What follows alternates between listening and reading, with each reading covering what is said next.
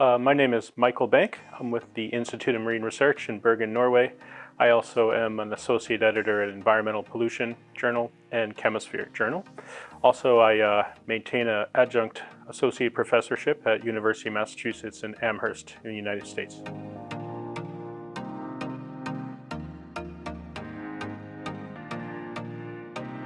I'm participating in the Merfish program that's funded through the EU Horizon RISE project, and I've lead a work package on wild fish and mercury isotopes and selenium concentrations, largely in wild fish, although we also do some work with aquaculture.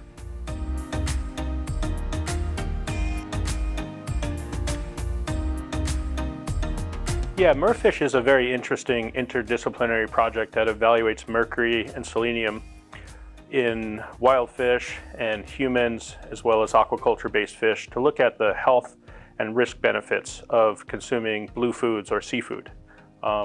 There's a lot of interest in blue foods right now as we are trying to address human nutrition and human hunger throughout the global community, and blue foods have been looked upon as a good way to address this challenge.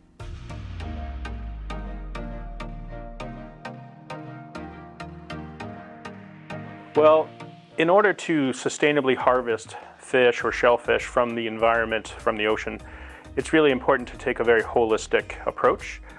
If it's not done properly, it could actually make the climate change problem worse at an accelerated rate. So it's really important to use a balanced sustainability approach, integrated assessments to look at the full spectrum of risks and benefits of consuming seafood and harvesting seafood from the ocean.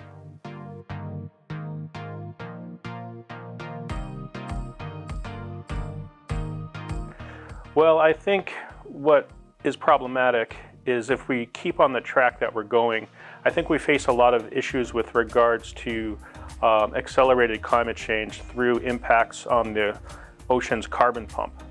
There's a lot of, unfortunately, illegal fishing that can be unreported, and we sometimes have varied stock assessments, meaning we don't always know how much fish is being harvested from the ocean. And if we take too much out, it may reduce the ocean's capability to respond to the changing climate, such as serving as a buffer for carbon dioxide in a warmer ocean. So fish do play a very important biogeochemical role. And I think as a society, we do need to look at fish beyond just food and to think of it also how it fits into the climate change question with regards to fishing.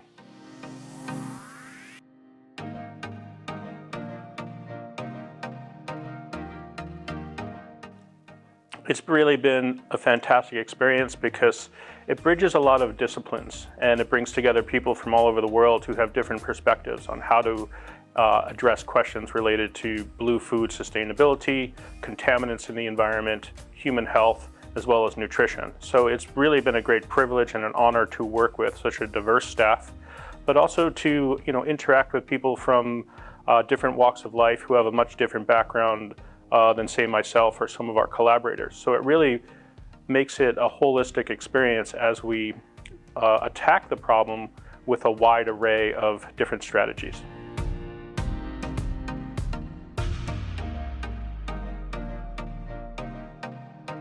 Well, this is my first opportunity working with RISE, but so far it's been fantastic. I'm on my first secondment now at University of Po in the AIA industry group, which works with stable isotopes of mercury and other metals. So it's a really nice opportunity for academic and government scientists and groups from industry to spend some time in a different environment than what they're normally used to. So I think it presents a lot of opportunities, a few challenges to sort of understand the sort of new languages that we all speak, but I think there's a nice opportunity for harmonization between academia, government, and industry, which is really a holistic way to address some of these societal problems.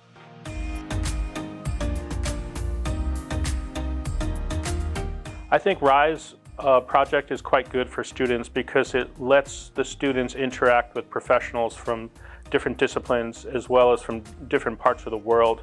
It also provides the students to spend time in a different laboratory and a different culture to see how things are done, say, in a different country, which can present both challenges and opportunities. So in a way, it lets the student expand their horizon and their view on, say, public health or environmental geochemistry, whatever their topic may be. I think it really helps to widen their perspective.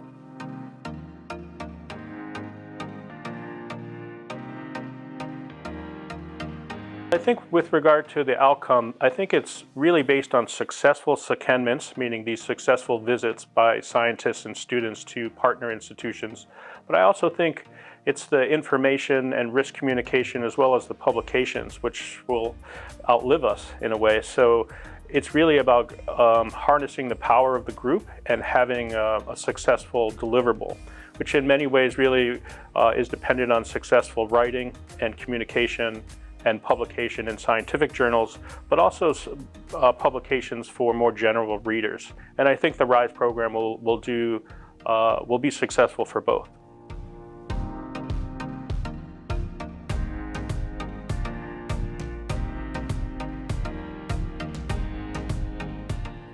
Well, I think one of the real take-home messages is that we have to have a very nuanced message with regard to blue food or seafood consumption. And I think the role of this project is really important because it evaluates nutrients and contaminants in wild fish and aquaculture fish simultaneously. So it gives the consumer a more balanced message. And I think that's really one of the main deliverables, is to try and accurately assess risk of seafood and blue foods so the consumer can make educated choices based on their own nutrition and public health.